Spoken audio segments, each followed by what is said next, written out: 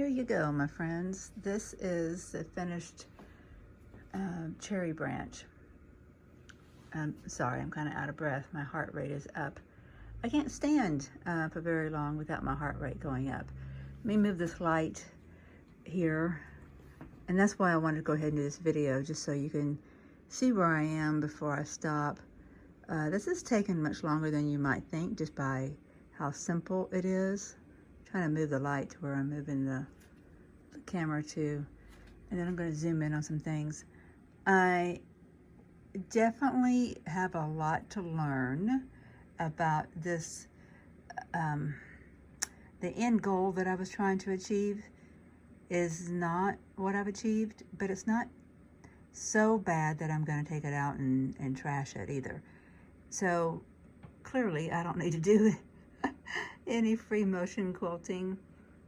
I was definitely just trying to be real loosey-goosey, not trying to follow any kind of existing quilting technique that people do with free motion quilting. I was trying to be very sketchy, very watercolory, that kind of thing. And then I wanted to leave all of my edges locked down somewhat close to the edge. I do want fraying, and I'm going to get lots of lovely fraying on my blossoms. You can see on this one I'll get lots, and it's going to just be scrumptious. I left an edge where it's already kind of frayed. Can you imagine this whole blossom when the whole thing's like that?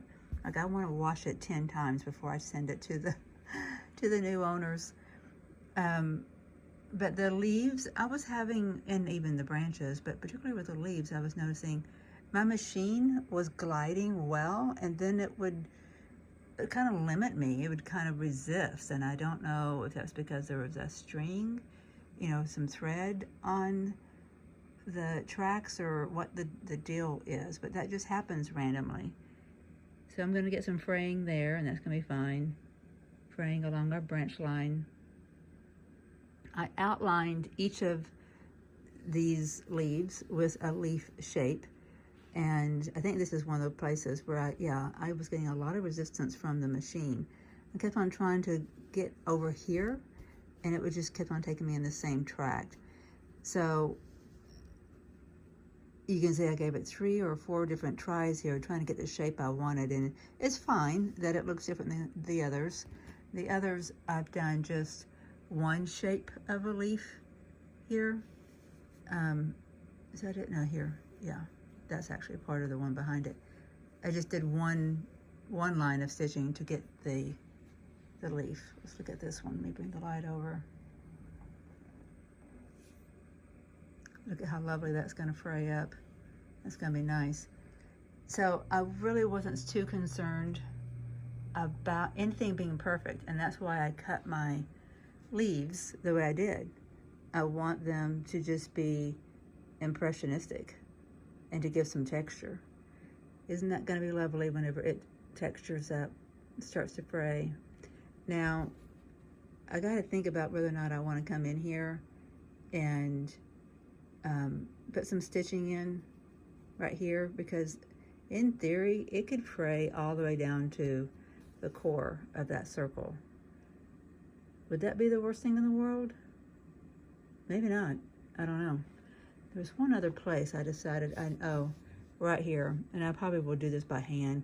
I don't want to reload that color just to do this little place right here.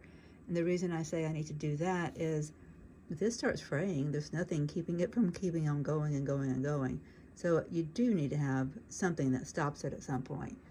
That's why I outlined here instead of doing the textured approach that I did on some of the other blossoms.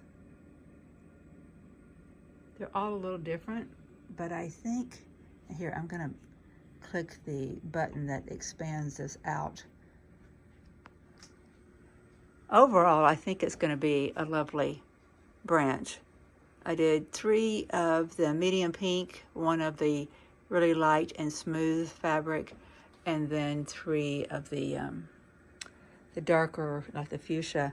I wanted those to be more in the center, and then the mediums that have a lovely texture to them to be on the outside, just so that this branch is less intrusive to these colors over here, and same thing here. This one I wanted separated from this flower down here because it's the same fabric, and I think these being in an arc and then these being kind of in a triangle and this one being a one man out, it kind of works. I'm overall not as unhappy as I thought I was going to be when I just saw my branch go down. This is proof, my friends, that sometimes you have to, I'm going to zoom in again. Sometimes you have to just trust the process, right? You just say, okay, I got a layer. I should have done all of this with the Misty Fuse, and if I had done that, then I would have come back with my green on top. Instead, that's the first stitches I put down, just because that's what was in my machine.